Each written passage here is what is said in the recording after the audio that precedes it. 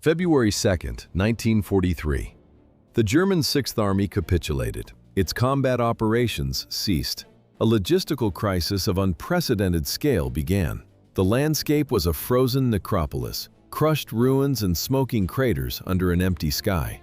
The wind moved through the skeletal remains of the city. The temperature held at 30 degrees below zero. Here, the final elements of a once invincible army surrendered. They were not soldiers, they were survivors, exhausted by hunger and cold. The Soviet system initiated an immediate administrative process. No interrogations, no personal identification.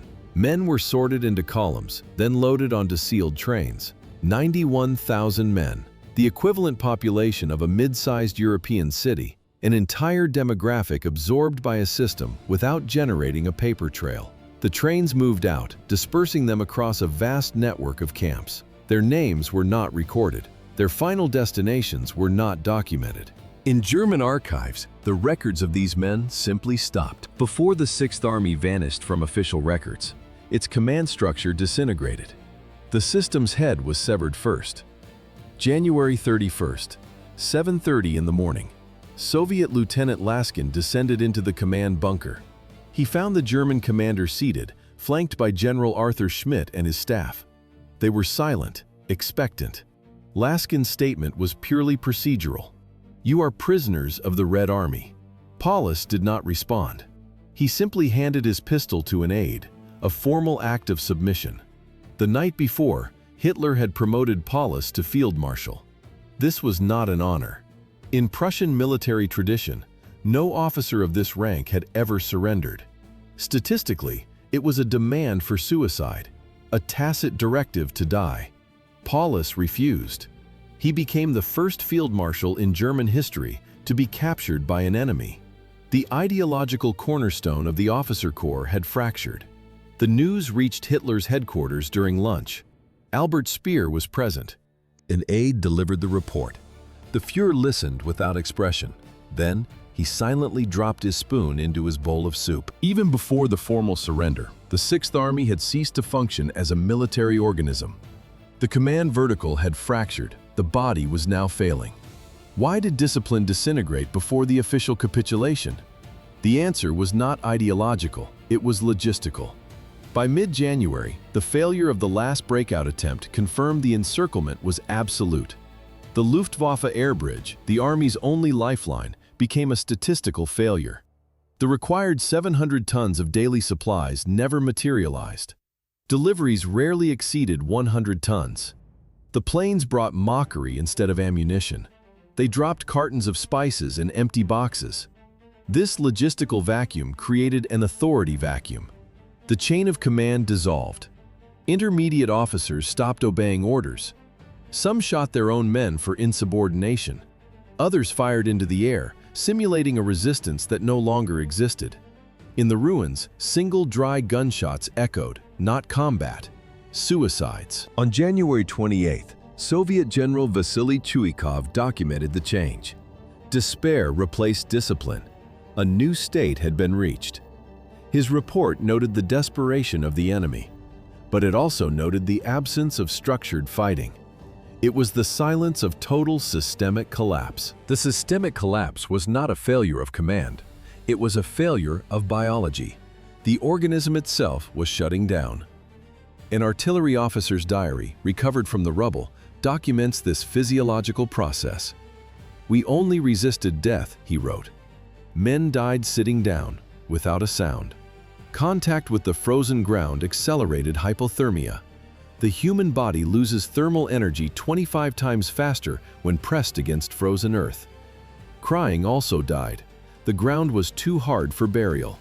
Corpses were not interred, they were stacked. Piled in corners, shielded from the wind, they formed macabre pyramids. Pathogens thrived where soldiers failed. Dysentery, typhus, gangrene. Rations, when they arrived, became another vector. Frozen breadcrumbs and scraps of horse meat, boiled in contaminated water. Across the front, General Vasily Chuikov, commander of the Soviet 62nd Army, observed the change. His own units had spent months in close-quarters combat, denying German artillery its advantage. Now, his men witnessed a different kind of war, a biological conclusion. Zhukov recorded the transformation in his memoirs. The Germans who attacked in September were gone. These men had lost their soul. They advanced to surrender not as soldiers but as sleepwalkers, their gaze vacant and uncomprehending. This biological collapse was not inevitable. It was the calculated outcome of a political decision, one that subordinated logistics and physics to ideology. In a basement headquarters, General Friedrich Paulus studied a torn map. A nervous tick pulsed across his left cheek. His face was unshaven. His reports detailed a terminal condition: depleted rations, non-existent medicine, ammunition counted by the bullet. The Sixth Army had been encircled. Paulus requested authorization for an immediate breakout. The request was denied. The final attempt at rescue was Operation Winter Storm. It began on December 12th. Commanded by Field Marshal Erich von Manstein, the 4th Panzer Army attacked from the south. For 11 days, they fought towards the pocket. By December 23rd, they had advanced to within 48 kilometers of Paulus's perimeter. 48 kilometers, a mathematically viable distance.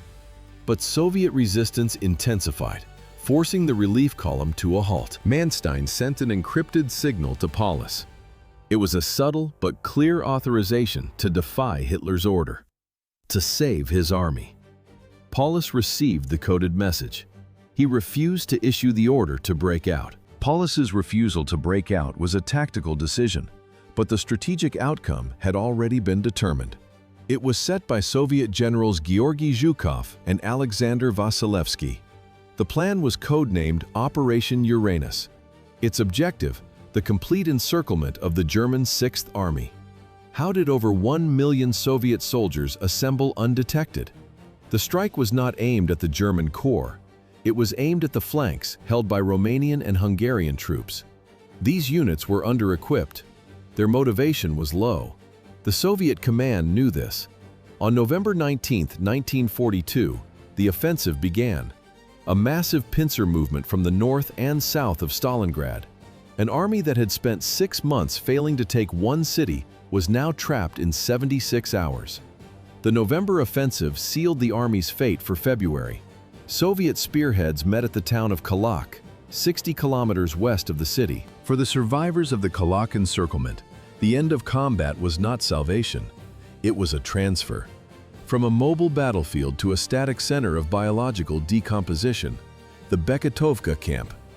The improvised barracks were saturated with human beings. Men slept standing, packed shoulder to shoulder, their bodies providing the only support. Population density exceeded the spatial norms of Soviet penitentiary institutions by 400%. Each morning, guards pulled stiffened figures from the human mass. Medical infrastructure had ceased to exist. War wounds, inadequately dressed, became gangrenous. According to medical records, frostbite turned bandages into plates of ice, fused to decaying tissue.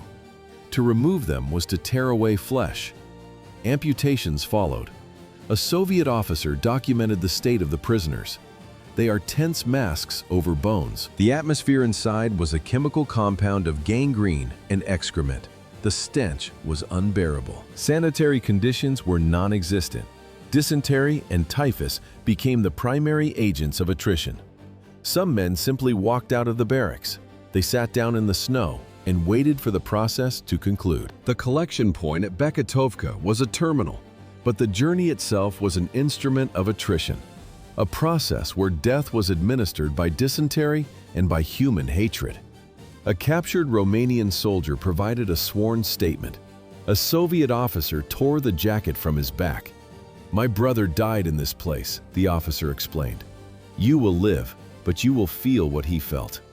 The prisoner was then forced to march, his torso exposed to the elements. This was not an isolated act of retribution. Where the columns crossed populated areas, Soviet civilians observed. They watched with a mixture of curiosity and deep-seated animosity. Elderly women threw stones. They spat at the prisoners. These were the men who had destroyed their homes, who had killed their sons and husbands. The hatred was personal. Parallel to this social mechanism, a biological collapse accelerated.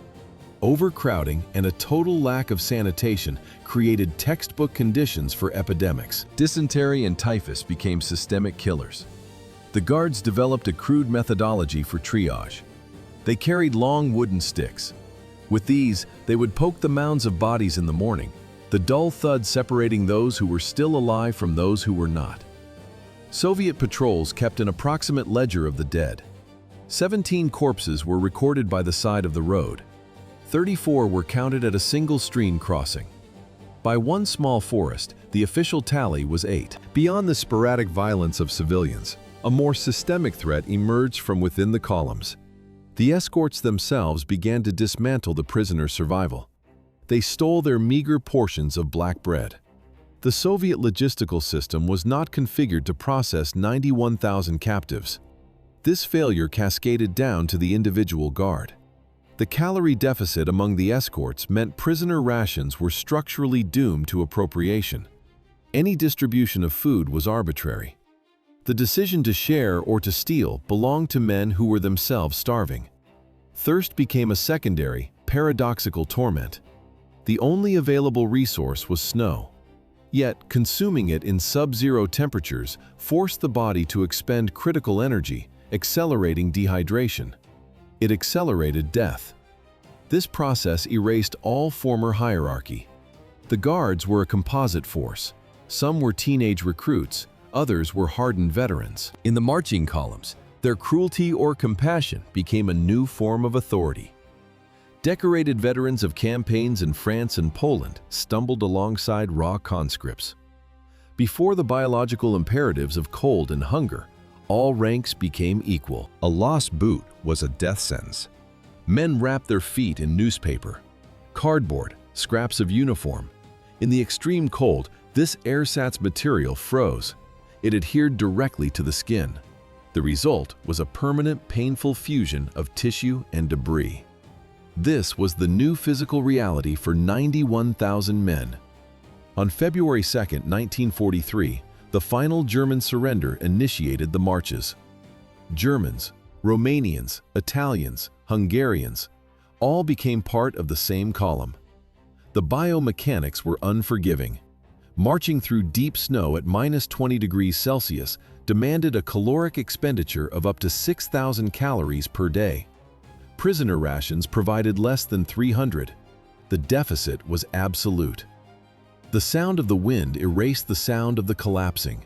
Those who fell were left where they lay in the snow. The guard's primary function was not containment, it was velocity. Any attempt to break formation was a threat to the column's momentum. On the outskirts of the Krasny Oktyabr district, a group of 6 German prisoners made a run for it. They were swiftly recaptured. The NKVD escort guards executed them in front of the other prisoners. A clear and final warning against any further disruption. The column continued. The pace did not slow. Amid the shuffling, some prisoners began to sing old songs. This was not an act of patriotism. It was an anchor to a life that no longer existed. The designated route to the transit camps stretched for 80 kilometers. For an organism depleted by months of siege warfare, this distance was not a journey. It was a physiological threshold that few could cross. For those who survived the march, it was only the administrative prelude to their long captivity. Survival of the march was not the end. It was the entry point into a vast bureaucratic machine. The survivors were loaded into cattle wagons, 60 men to a space designed for livestock. The heavy doors slid shut, sealing them in total darkness. The journeys lasted for weeks.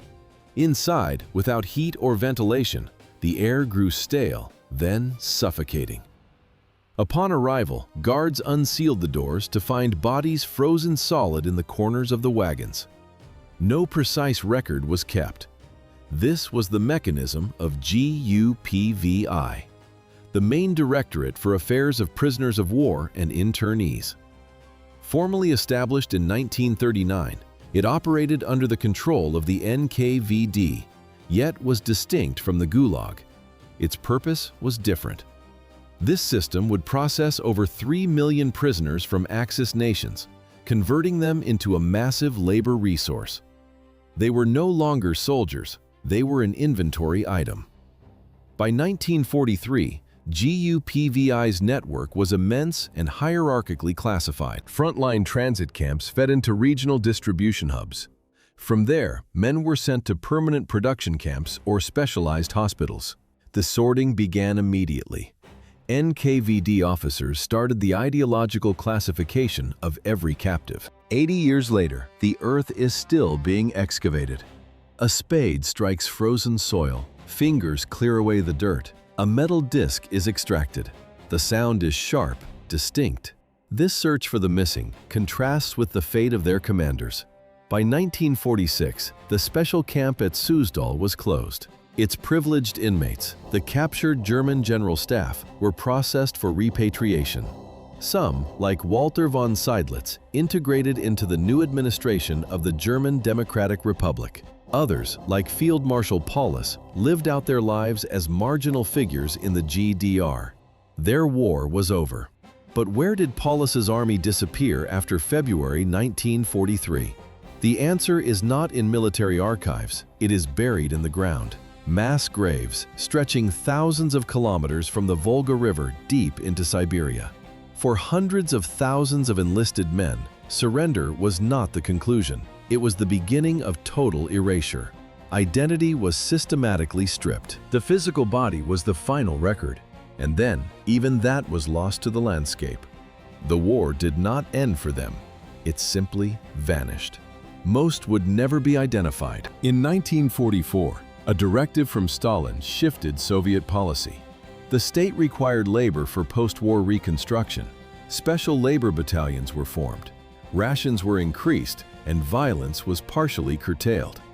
For prisoners with technical skills, engineers, doctors, technicians, this meant assignment based on their qualifications. A system of preservation was initiated. But for the men from Stalingrad, this change was a biological fiction. Their bodies had passed a point of no return. Months of extreme caloric deficit had triggered irreversible organ damage and metabolic collapse. The physiological and psychological aftermath was permanent. The improvements came too late. When the final repatriation to West Germany occurred in 1955, the data was absolute. Of the 91,000 captured, only 5,000 returned. A survival rate of just over 5%. There was no recovery. Soviet archives contain no order for systematic elimination. For the common soldier, neglect was the mechanism of attrition. For the captured elite, however, the NKVD engineered a different apparatus. It was a psychological one. The Suzdal Monastery became a controlled ideological laboratory. Inside, journalists documented a curated re-education.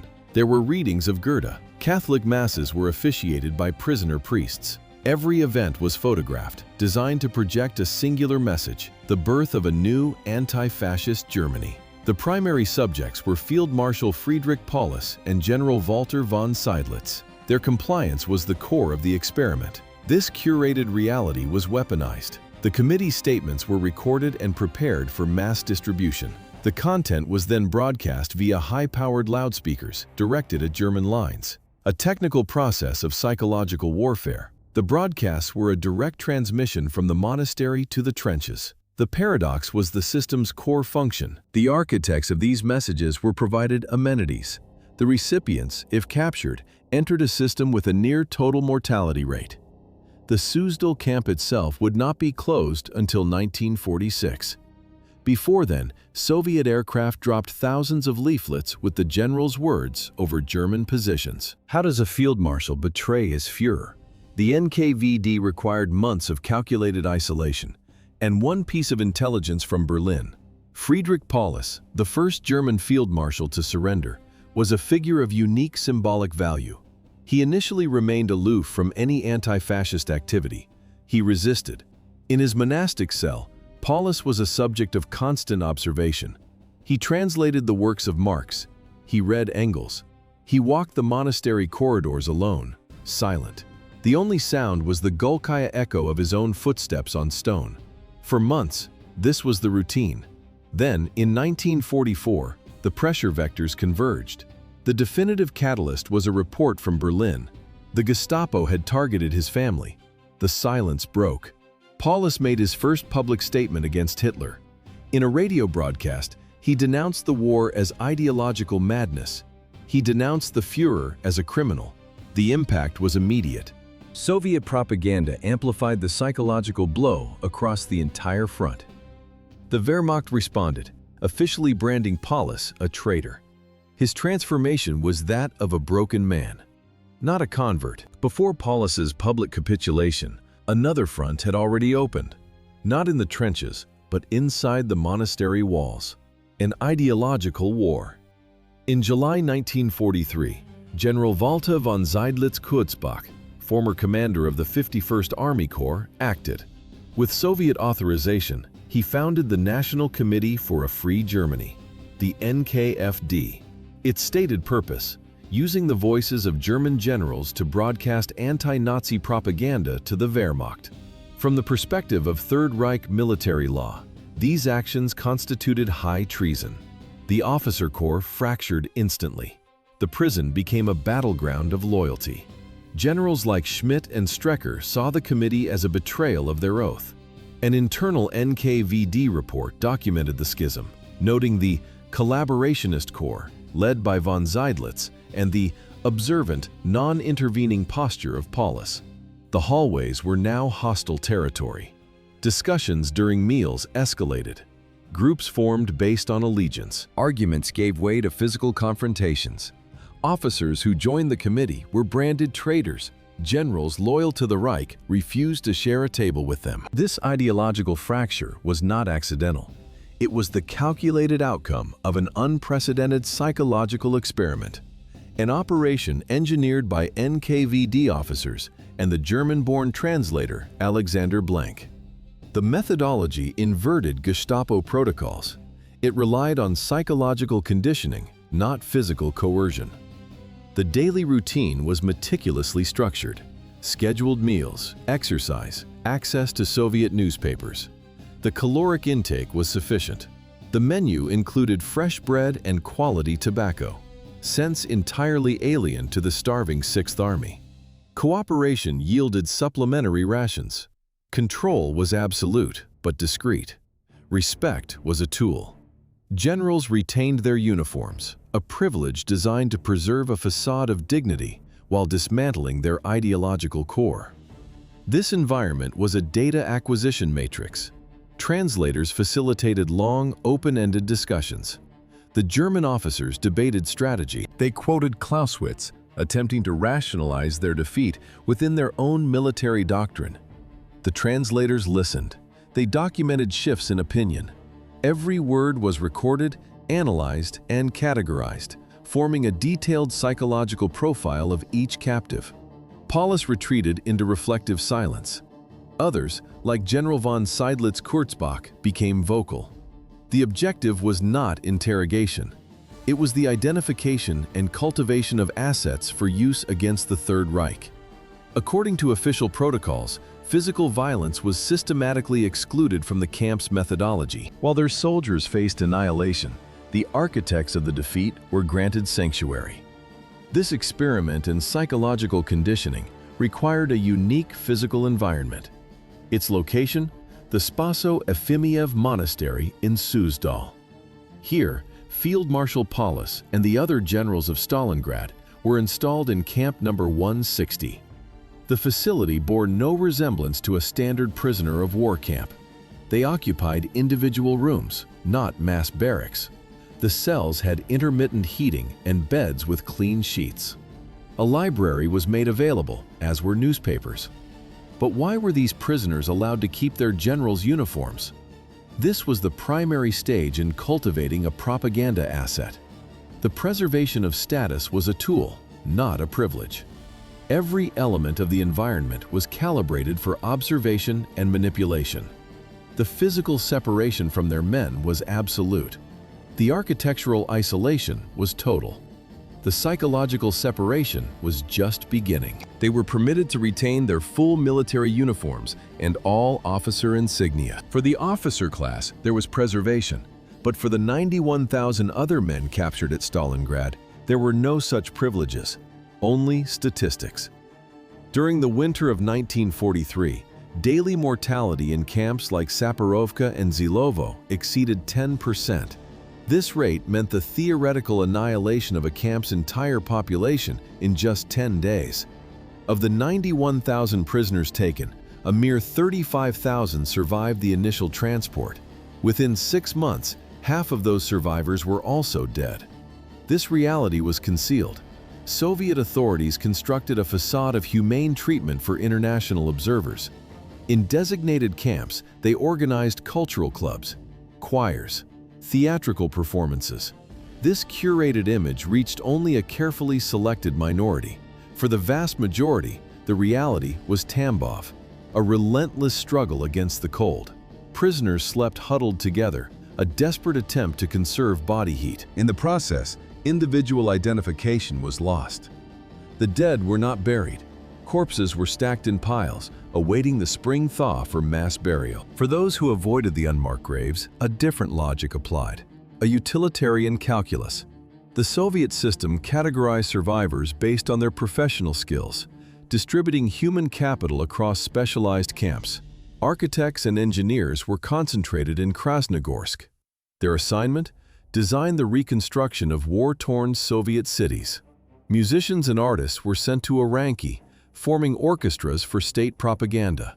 In Yelabuga, the NKVD gathered scientists and technicians to work on critical industrial projects. These camps offered marginally better conditions, but the core principle remained exploitation. The workday was 12 hours long, breaks were brief, rations were insufficient, production quotas were deliberately set at unattainable levels for weakened men. Failure to comply triggered a systemic cycle. It meant immediate ration reduction. This created a downward spiral of hunger, weakness, and further non-compliance. Punishments were arbitrary and severe. Guards, often driven by personal animosity, administered beatings for minor infractions. Speaking during roll call, falling asleep at a workstation, even for attempting to warm oneself without authorization. The ultimate punishment was confinement, isolation in unheated cells. There, nocturnal temperatures proved consistently lethal. Forced labor was the next phase of attrition.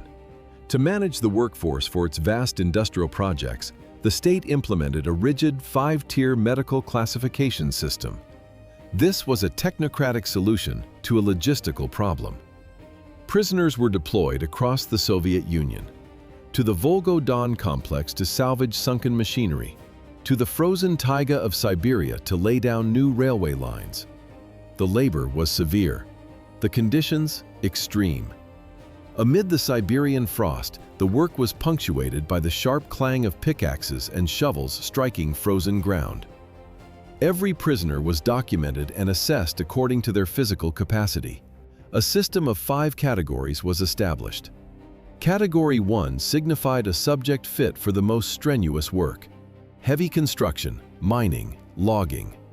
Monthly medical reviews re-evaluated each man's condition. But this was not a system designed for recovery. It was an apparatus for measuring decline. Weakness was recorded.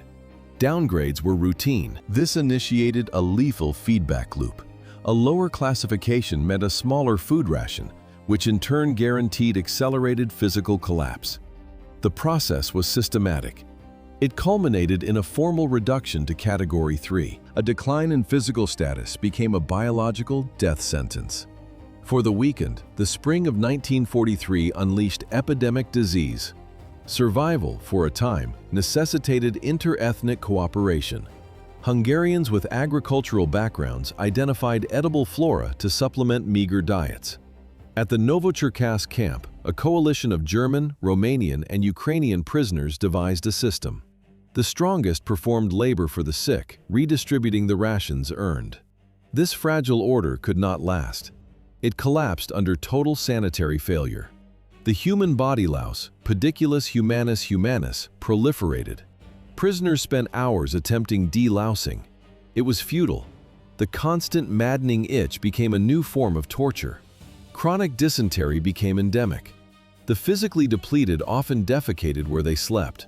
These conditions were an ideal culture medium for Rickettsia prowazekii, the bacterium causing epidemic typhus. Transmitted by louse feces, its 10 to 14-day incubation period ensured mass infection within overcrowded barracks. By 1943, an outbreak devastated the camp system, including the special camp at Suzdal. The infirmary became a processing center for the dying. The door would open after midnight. Orderlies, faces impassive, carried cloth-wrapped figures. Between 20 and 30 bodies each night. No documentation was created. Night after night, they carried out the dead. The battle against epidemics fell to the captives themselves. 600 German military doctors and nurses, captured after the fall of Stalingrad, were now prisoners of war. Their new mandate: contain the typhus and dysentery consuming the camps. Their resources were functionally zero. Dr. Ernst Gunther Schenk, a colonel and SS physician, documented the methodology. Operating theaters were established in infested barracks. The sharp scent of vodka was the only sterilizing agent. Boiled strips of bedsheets served as bandages. Surgical instruments were fabricated from scavenged metal. Amputations were performed without anesthesia, often by the light of candles made from rendered animal fat. Key antibacterial drugs like sulfonamides were entirely absent. There was no relief. This reality forced a new medical calculus. Every decision carried the weight of life and death. A choice between two patients when only one dose of medicine was available became a daily occurrence. A system of brutal logic emerged. The medical staff developed a triage protocol where treatment was allocated based on a prisoner's capacity for labor. This medical triage was a consequence. The mechanism of death originated earlier. It was codified in the initial classification directives of the NKVD. The directives established a hierarchy. Prisoners were sorted not as individuals, but as assets or liabilities. First category: high-ranking officers, designated for propaganda and re-education. Second, technical specialists, their skills deemed exploitable. Third, politically hostile elements, SS, Nazi Party commissars, marked for interrogation.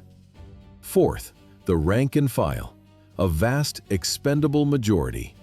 A final group, conscripted foreign nationals, Czechs, Slovaks, French, were separated and documented.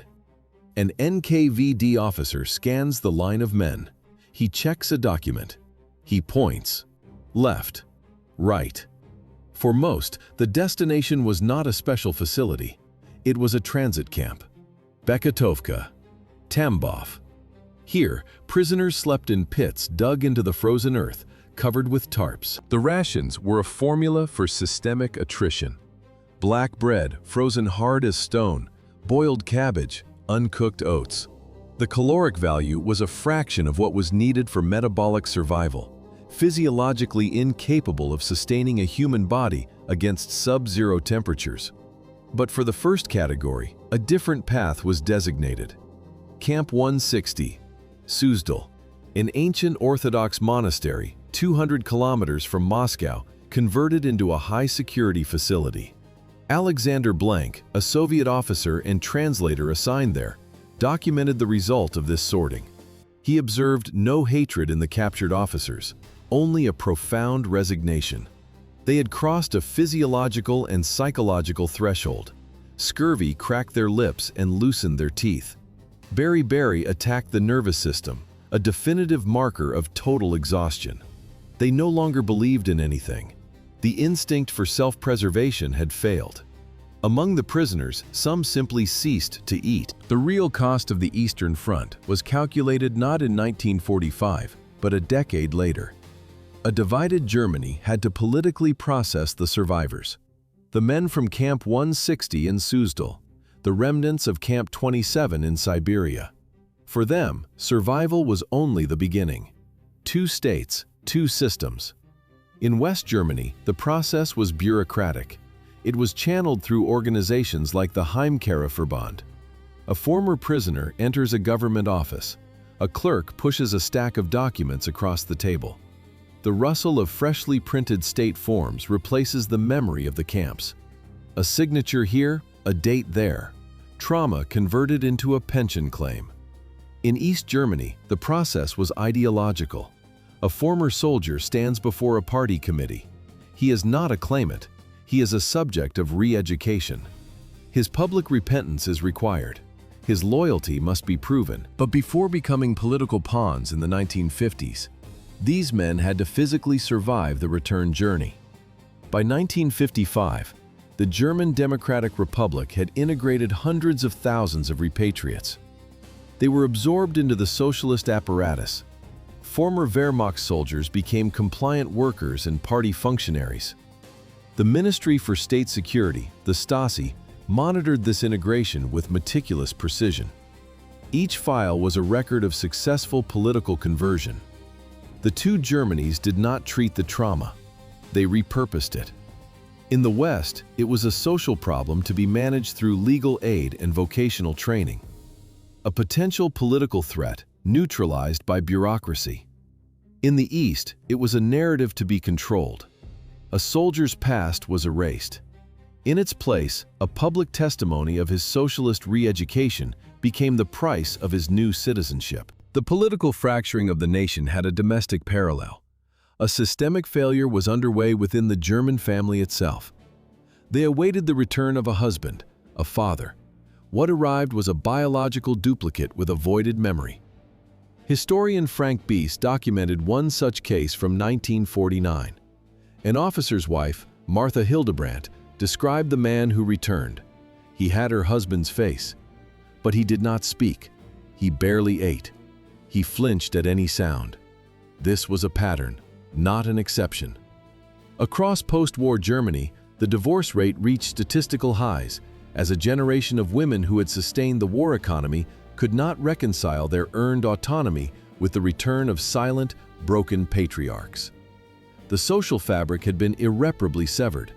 When his own child ran to embrace him, the man recoiled. The recoil from a child's touch was not an isolated incident. It was a clinical symptom, a symptom of a mass pathology that had returned home with the survivors. They compulsively hoarded food. A man in a furnished West German apartment, surrounded by post-war recovery, hiding pieces of bread under his mattress. A sudden drop in room temperature, the sound of winter wind, these stimuli triggered intrusive, debilitating flashbacks. They exhibited severe dissociative states and an inability to form new emotional bonds. Why did an entire generation of veterans react to peaceful life with animalistic terror? Their bodies survived, but their minds remained forever in the barracks. In 1950, psychiatrist Alexander Mitscherlich gave it a name: Stalingrad Survivor Syndrome. It was one of the first documented studies of what modern psychiatry classifies as severe PTSD. Yet, the diagnosis was silenced. In West Germany, authorities avoided the subject, fearing the reawakening of national trauma. Shame. In East Germany, official discourse celebrated only those prisoners who had converted to anti-fascism. Ideology. Two German states, one shared silence. A clinical epidemic was politically suppressed. These men had left essential parts of their humanity in the camps. Extreme, prolonged hunger had permanently altered their perception of the world. Trust was no longer possible. From the 91,000 German soldiers taken prisoner at Stalingrad, only 5,000 returned alive. Their repatriation was not an event, it was a process. A decade-long filtration of human life, stretching from 1945 to 1955. The men diagnosed in post-war German clinics were the final products of this system. Their journey home began in trains crossing a divided Europe, a slow, intermittent current of exhausted biology. The carriages arrived emitting the scent of disease, a documented miasma of typhus and chronic malnutrition. The men who disembarked were biological remnants. Their clinical symptoms were visible: the after effects of tuberculosis, scurvy, and dysentery. Many were toothless. Many were hairless. They were unrecognizable. Artilleryman Wilhelm Risner was repatriated in 1954. He returned to a city where his house no longer existed, to a wife who had remarried, to children who addressed him as a stranger. For him, the arrival was not a homecoming. It was a final diagnosis. He was a foreigner in his own skin. While a few thousand returned as biological remnants, their fate was documented. For 700,000 other Axis soldiers, their absence became Soviet state policy, a deliberate, systematic erasure from history. How do you hide 700,000 bodies? You make the very ground they lie in a state secret. For decades, the Soviet government denied or minimized the existence of mass graves on its territory. Official maps showed empty fields. Diplomatic inquiries received vague references to military burials. This was a calculated geopolitical strategy to deny the defeated enemy any geographical point for martyrdom, any location for a memorial. The bodies of the missing were buried twice, first in soil, then under state-imposed silence. Only after the collapse of the USSR did the true scale emerge. The search began. Near Kalach-na-Donu, archaeologists traverse the steppe. Search dogs move ahead in disciplined patterns. The metallic ping of a detector scans the earth, a sound breaking decades of silence. In 2022, it led to a discovery. A single pit held 214 bodies. Insignia identified them as soldiers of the 297th Infantry Division. Among them, a metal tag bearing a name, G. Brunner. The German War Graves Commission contacted his granddaughter in Bavaria. One identity recovered from 700,000. The work is methodical, operating under joint German-Russian authorization, but access remains contingent. Political sensitivities can restrict it at any moment. The archaeologists plotted their next search grid, navigating both scientific protocols and political restrictions. The political taboo surrounding 700,000 bodies eventually collapsed. The sheer volume of unearthed human remains made silence untenable. Historians like Sergei Karopychin began to re-examine the physical record. The graves of Stalingrad were recontextualized. They were no longer just bones. They became geopolitical documents. This scientific inquiry fostered a unique area of bilateral policy. Joint German-Russian exhumation teams provided a consistent channel for cooperation, a collaboration that persisted even through periods of acute diplomatic crisis. The primary witnesses in this process were not human. A perforated skull, a fragment of rusted metal. These artifacts presented an objective account devoid of rhetoric. According to historian Sergei Karopychin, this was history in its purest form, an account free of propaganda, free of speeches. Bones speaking through time. Each recovery represented an act of restoring a name to the historical narrative. The work was not finished. The search for the others continued. To give names to the dead, a new method was required. A technology capable of decoding the colossal, incompatible paper trails left by the Wehrmacht and the Red Army. Millions of archival documents, analyzed by machine for a single identification. The initiative launched in 2019, Project Digital Soldiers. Its function is based on artificial intelligence. Algorithms scan faded Cyrillic reports from the NKVD. Simultaneously, they process Wehrmacht casualty lists printed in Gothic German font. The system cross-references data points, unit records, prisoner of war lists, hospital admissions.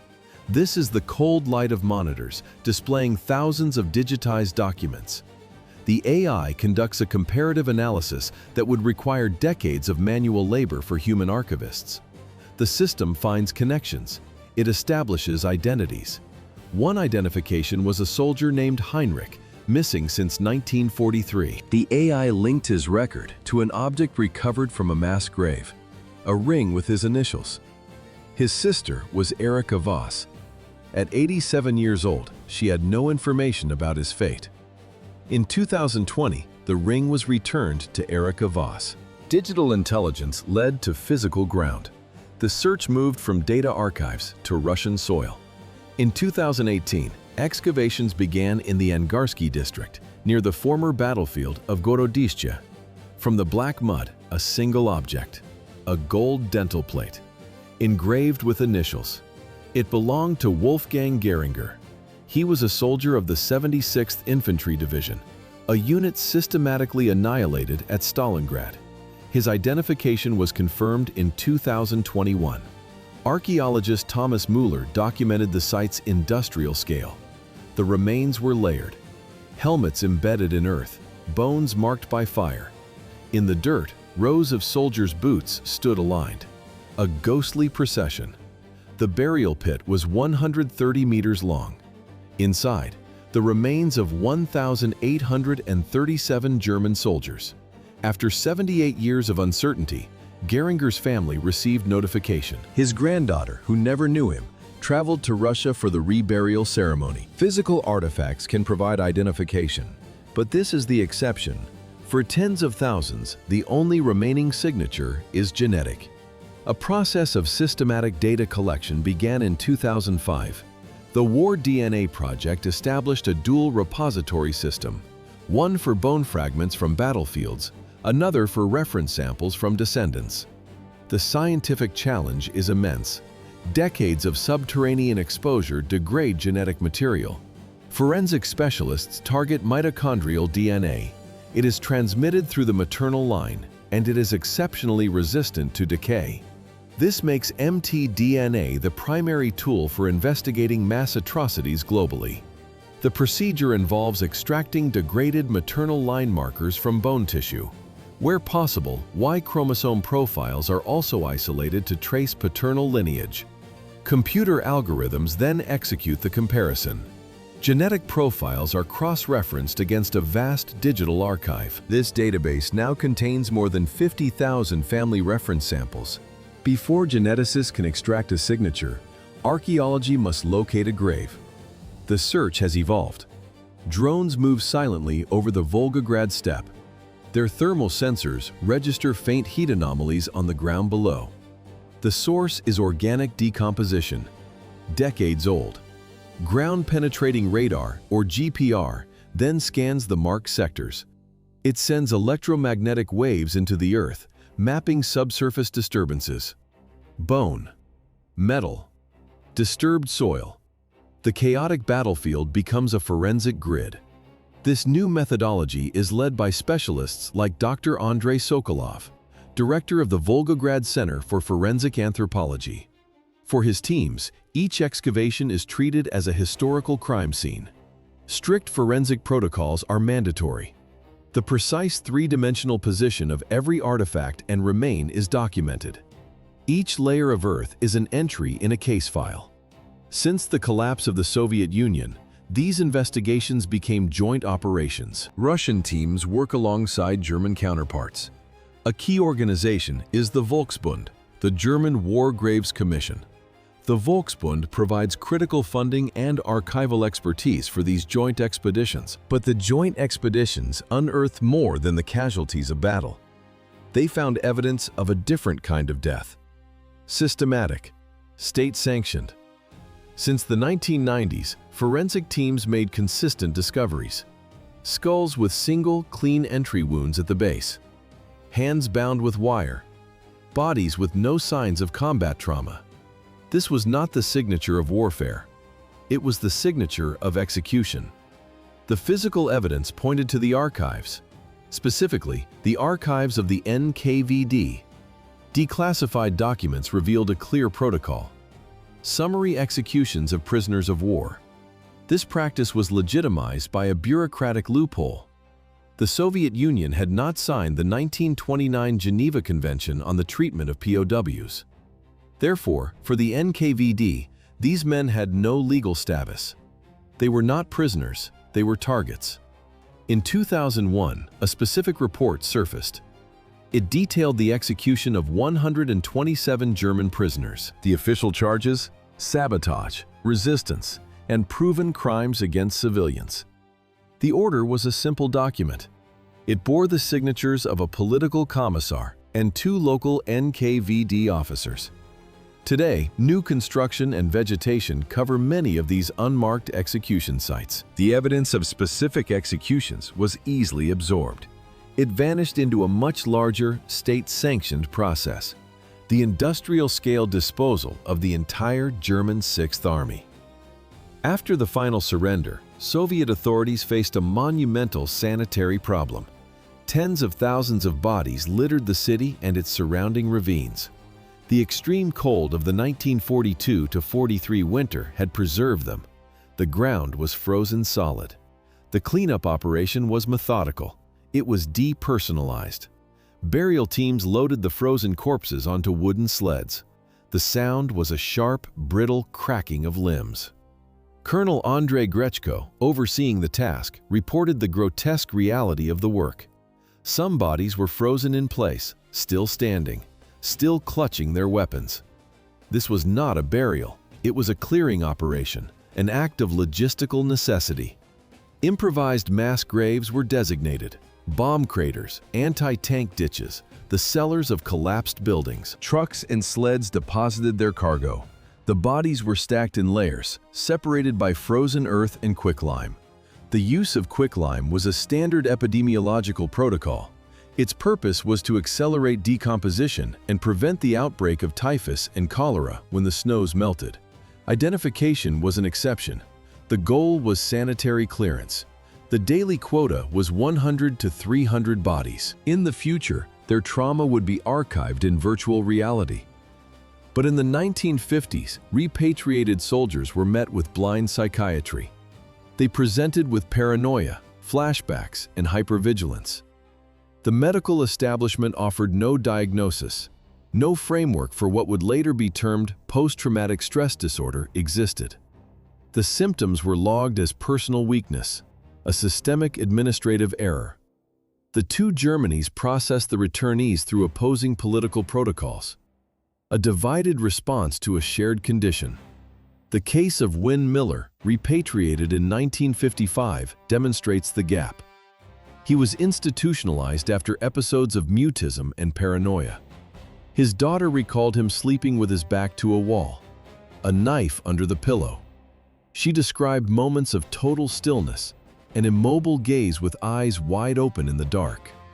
In the Federal Republic, the mechanism was economic. Modest compensation was offered under the 1950 Federal War Victims Relief Act, but status required proof.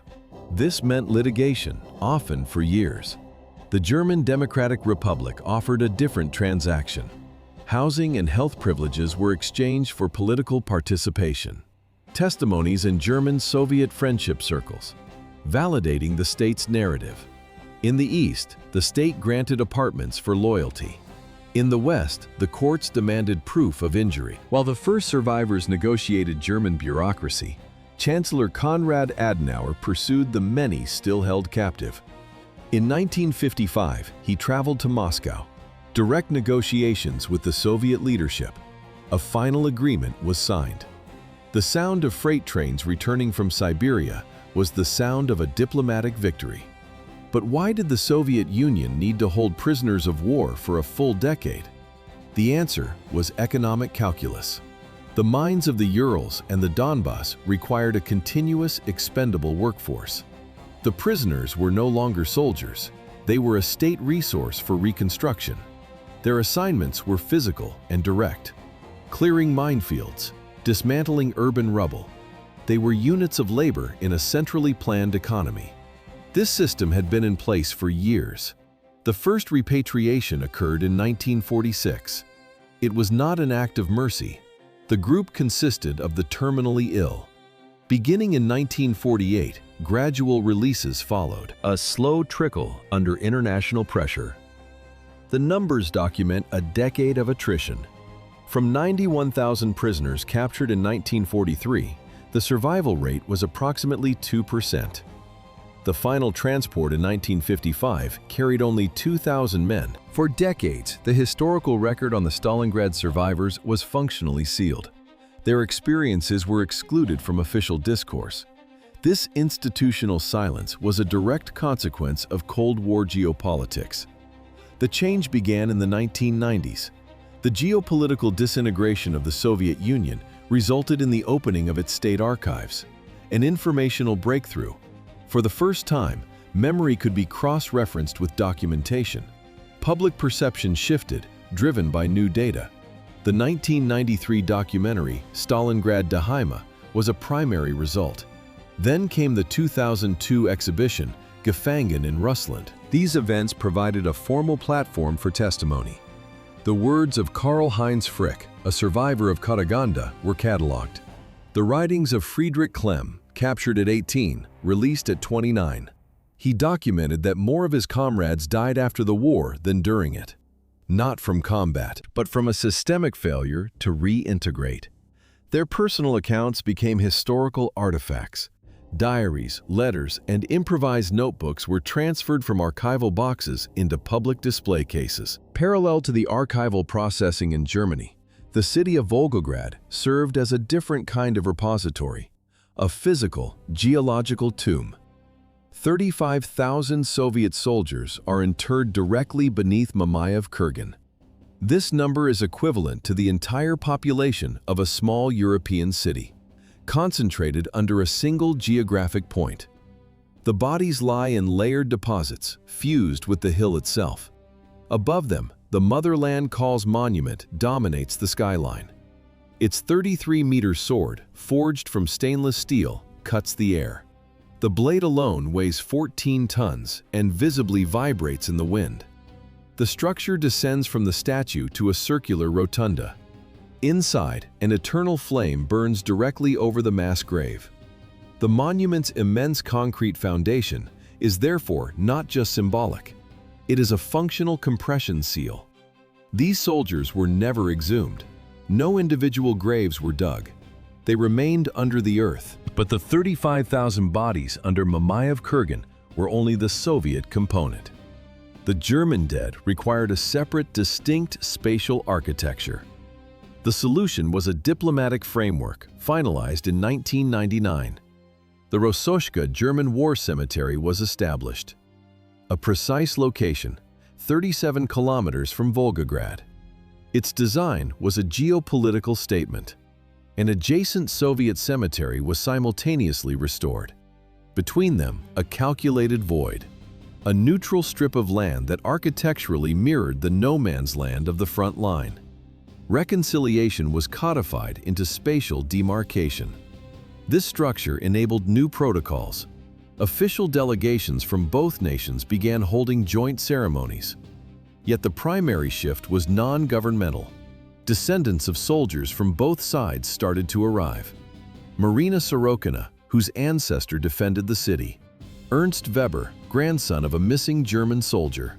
In 2015, they founded a joint project, a platform for exchanging documents, photographs, stories. Their work intersects with a grim, continuous process. Urban expansion projects around Volgograd regularly unearth forgotten defensive positions. Inside, they find pierced helmets, corroded ammunition, deformed identification tags, their rust preserving the last record of a name. Each discovery is a new data point for families who had no information for generations. The excavations do not stop. The soil has not finished its accounting. Each year, forensic teams extract more human remains. The infrastructure of grief was quickly monetized. It became a component in a larger economic machine. Historical tourism. For a guide like Mikhail Voronin, the city exists in two layers: the modern, rebuilt city, and the ghost city, a spectral overlay. How do you show 600,000 annual visitors a city that was erased, a city that no longer exists? The answer is technological, augmented reality. The technology projects archival data directly onto the contemporary landscape. A smartphone screen shows a restored building, then a visual glitch. An archive photograph of the same location, in ruins, is superimposed. Voronin's analysis is correct. The battlefield is now two overlapping data sets, one physical, one digital. The volume is immense. 600,000 visitors each year. The majority are Russian, but the second largest group is German. Memory has become a product, requiring server capacity and multilingual support systems. Thousands of visitors raise their devices. On their screens, the ghost city overlays the present. On command, they launch multilingual applications, initiating the interpretation of the landscape. But digital overlays were only one component of the analytical process. A more profound dissection of the past required a human mechanism. Several German-Russian educational projects use the city as a laboratory. The most prominent is the program 2 Views, 1 History. Each year, it gathers high school students from both nations. The methodology is direct confrontation. Students are organized into binational pairs. Their task? To investigate archival documents, conduct interviews, and construct a shared narrative from conflicting source material. The program coordinator, Olga Nikotina, documents the initial state, a state of mutual distrust. Russian students arrive influenced by heroic national narratives, Germans by discourses on the suffering of prisoners. The pairing is engineered to create cognitive dissonance, shattering monolithic myths through exposure to primary data. The analysis moves from archives to the city itself. Its true data points are the visible scars on deliberately preserved buildings, the still perceptible craters, the shrapnel marks etched into surviving walls. A post-war commission designated 214 structures for preservation. Only one ruined mill was ordered to remain untouched. This focus on primary data reflects a global academic shift. A different history, unearthed from archives once sealed. The deconstruction of national mythologies. Previously inaccessible records revealed a symmetrical brutality. Soviet no-retreat orders. Officially, Order Number 227. It authorized the execution of thousands of their own soldiers. German atrocities against civilians during the occupation were documented with bureaucratic precision. Prisoners of war were systematically abandoned by both armies. This archival reality shattered the narratives of heroic sacrifice. Historians like Jochen Helbeck, Antony Beevor, and Catherine Meredale led this historiographic change. Their work reconstructed the battle not as a clash of political systems, but as a mechanism of shared destruction. The myth was heroism, unbreakable will. The reality was mathematics. The orders to hold ground were not ideological frenzy. They were a cold, tactical calculation of acceptable losses. A human firewall designed to protect critical logistic nodes. The boundaries between victim and perpetrator blurred, and the suffering of both was weaponized as propaganda by each. The abstract data of historical analysis finds physical form. It becomes stone and protocol. A laser etches a new name into black marble. Another match from the archaeological database, another soldier identified. At the Rososhka Cemetery, cubes of polished black marble stand against the steppe wind, smooth, cold, engraved with thousands of German names. Every February 2nd, the anniversary of the capitulation, this process gains a public dimension, a strict annual commemoration. The data is not just engraved, it is also curated. Inside the Panorama Museum, artifacts are arranged with forensic precision. An undetonated bomb, rifles recovered from the Volga, a single, charred German Bible is placed under sterile glass. The very door from the basement where the final battalion barricaded itself is mounted as an exhibit. The defense of Pavlov's house stands as a statistical anomaly in the algorithms of modern siege warfare. 30 soldiers against a German army. The structure was not just defended, it was held. For the engravings at Rososhki to continue, the search for names had to evolve. It became a forensic discipline. The battlefield itself was reclassified as a vast, open-air crime scene, silent for decades. The ground had to be forced to yield its data. The process begins from above. Drones equipped with advanced sensors systematically map the terrain, searching for anomalies in soil density. A digital flag is planted on the grid. On the ground, a team moves in, their thermal scanners emitting a low-frequency pulse over the frozen earth. A change in tone confirms a mass below the surface. Excavation is not done with shovels. It is done with brushes. The work is slow, precise. They uncover not just bone, but information. A single circular perforation in the back of a skull, a clear forensic indicator of a field execution. Other remains show different data signatures. Embedded grenade fragments, osseous tissue bearing the unmistakable markers of deep frostbite. 30 soldiers held a single building against an armored division for 50 days. Thermal scan data provides one layer of evidence, but the final layer required the digital conservation of the human mind. Each video interview is locked to a precise GPS coordinate, a street corner, a specific basement, a ruined foundation. Researcher Ala Aman defines this as a memory palimpsest, a layered script where personal, familial, and national trauma override each other across generations. A historical text that is never truly erased, only written over. In 2019, this academic theory became an applied technology. The process is forensic. A veteran speaks. A 360-degree camera array records every word, every micro-expression. The data is encoded, processed by a server. This transfers the memory from its biological carrier, the aging human brain, to a permanent digital architecture. A volumetric 360-degree recording of a human voice rendered in digital space. The project is Memoryscapes. Its director is Dmitry Vulov. His system allows a user to stand at the exact coordinates of an event, put on a VR headset, and hear the testimony. The present-day city fades. The witness's voice materializes, geolocated to the precise spot where the memory was forged. The platform became fully operational in late 2019. This digital indexing merely reflects a physical record, one imprinted directly into the geology of Volgograd.